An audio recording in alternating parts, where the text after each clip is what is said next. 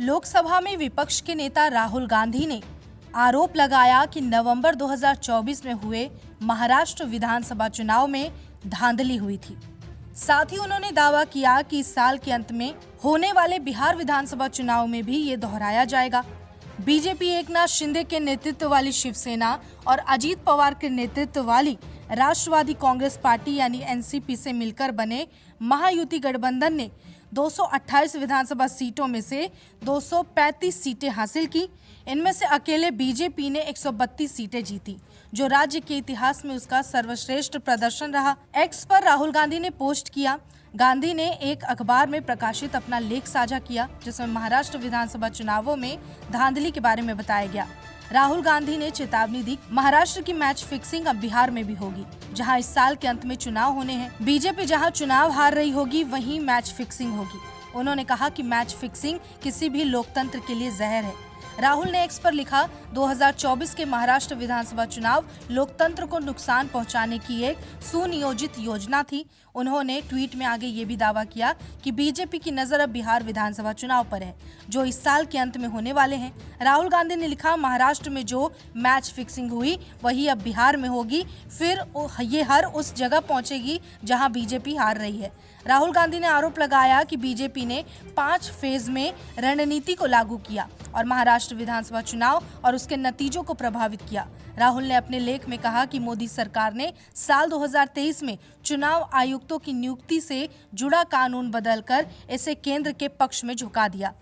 उन्होंने ट्वीट कर तंज कसते हुए लिखा, चुनाव कैसे चुराया जाए। 2024 में महाराष्ट्र विधानसभा चुनाव लोकतंत्र में धांधली का खाका था। मेरा लेख दिखाता है कि ये कैसे हुआ, चरण दर चरण यानी स्टेप बाय स्टेप। पहला स्टेप, चुनाव आयोग की नियुक्ति के लिए पैनल धांधली। दूसरा स्टेप, फर्जी मतदाताओं को मतदाता सूची में शामिल करें। तीसरा स्टेप, मतदान प्रतिशत बढ़ाएं। चौथा स्टेप, फर्जी मतदान को ठीक उसी जगह लक्षित करें जहां भाजपा को जिताना है। और 5वां स्टेप, सबूत छिपाएं। ये समझना मुश्किल नहीं है कि महाराष्ट्र में भाजपा इतनी हताश क्यों थी, लेकिन धांधली मैच फिक्सिंग की तरह जो पक्ष धोखा देता है वो खेल जीत सकता है, लेकिन संस्थानों को नुकसान पहुंचा सकता है और रिजल्ट में जनता का विश्वास खत्म होता है। सभी चिंतित भारतीयों को सबूत देखना चाहिए, खुद ही फैसला करें और जवाब मांगे, क्योंकि महाराष्ट्र की मैच फिक्सिंग अगली बार बिहार में होगी और फिर जहां भाजपा हार रही है वहां। मैच फिक्सिंग चुनाव किसी भी लोकतंत्र के लिए जहर है। देखिए, इलेक्शन कमीशन बहाना है, अपने आप को हार से बचाना है, एलिबाई एक्सक्यूज बनाना है, इसीलिए संवैधानिक संस्थाओं पर निशाना है। अभी तक सेना पर वो निशाना साध रहे थे, ऑपरेशन सिंदूर को सरेंडर, फेलियर, छुटपुट बताना। फिर सांसदों पर निशाना साधा, सांसदों की तुलना आतंकियों से की जयराम रमेश ने। अब संवैधानिक संस्थाओं की बारी है। और ये जो राहुल गांधी एंटाइटल डायनेस्ट है, इनको लगता है इनका पारिवारिक इंस्टीट्यूशन डेमोक्रेटिक इंस्टीट्यूशन के ऊपर है। अगर कोर्ट में केस हारे तो कोर्ट खराब, जुडिशरी पर सवाल। कोर्ट में केस जीते तो जुडिशरी ठीक। अगर चुनाव हारे तो इलेक्शन कमीशन खराब, अगर चुनाव जीते तो इलेक्शन कमीशन ठीक। ये इलेक्शन कमीशन के द्वारा कराए गए चुनाव तेलंगाना में ठीक होते हैं, कर्नाटका में ठीक होते हैं, हिमाचल प्रदेश में ठीक होते हैं, आम आदमी पार्टी पंजाब में जीते वहां ठीक होते हैं, बंगाल में तृणमूल कांग्रेस जीते वहां ठीक होते हैं, जम्मू कश्मीर में कोई जीते वो ठीक होता है, झारखंड में एलआई पार्टनर जीते वो ठीक होते हैं, महाराष्ट्र और हरियाणा में गड़बड़ हो जाते हैं।